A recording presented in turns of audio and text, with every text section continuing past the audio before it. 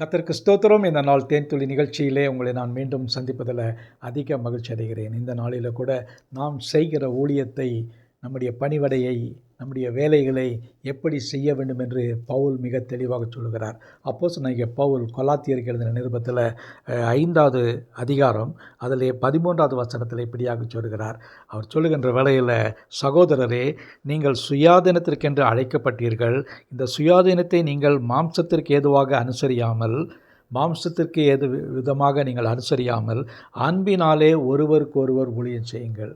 மிக அழகாக தெளிவாக சொல்கிறார். நீங்கள் ஊழியம் செய்யணும், ஊழியம் செய்யாமல் இருக்கக்கூடாது. அந்த ஊழியத்தை எப்படி செய்வேன்னு சொன்னால், மாம்சத்தின்படி செய்யக்கூடாது.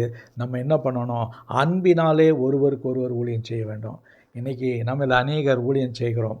பல இடங்களில், பல வேலைகளில் நம்ம ஊழியத்தை நிறைவேற்றி கொண்டு வருகிறோம். ஆனால் அந்த ஊழியங்களெல்லாம் எப்படி இருக்கிறது? பவுல் சொல்லுகிறதை போல இருக்கிறதவா?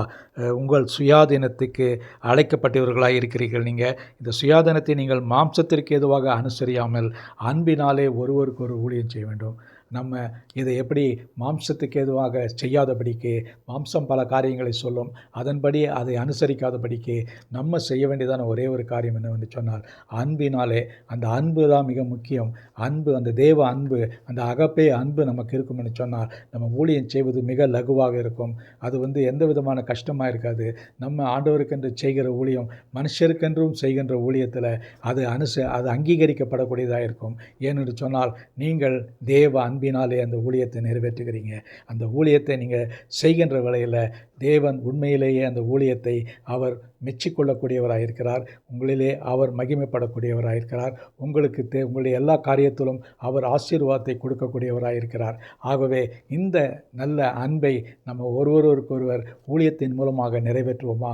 நல்ல ஆண்டவரே, நன்றியோட துதிக்கிறோம், ஸ்தோத்திரிக்கிறோம். நாங்களும் கூட எங்களுடைய வாழ்க்கையில் நாங்கள் எந்த ஒரு காரியத்தை செய்தாலும், யாருக்கென்று எந்த ஒரு காரியங்களில் ஈடுபட்டு, ஊழியங்களில் ஈடுபட்டு செய்தாலும், அதை அன்பினாலே ஊழியத்தை செய்ய, வார்த்தையின்படி அல்ல ஆண்டவரே, பேச்சின்படியாக அல்ல, செயல்முறையிலே, கிரியையின்படியாக, அன்பிலே ஒருவருக்கொருவர் ஊழியம் செய்ய எங்களுக்கு கிருபை செய்ய வேண்டுமா ஜெபிக்கிறோம்.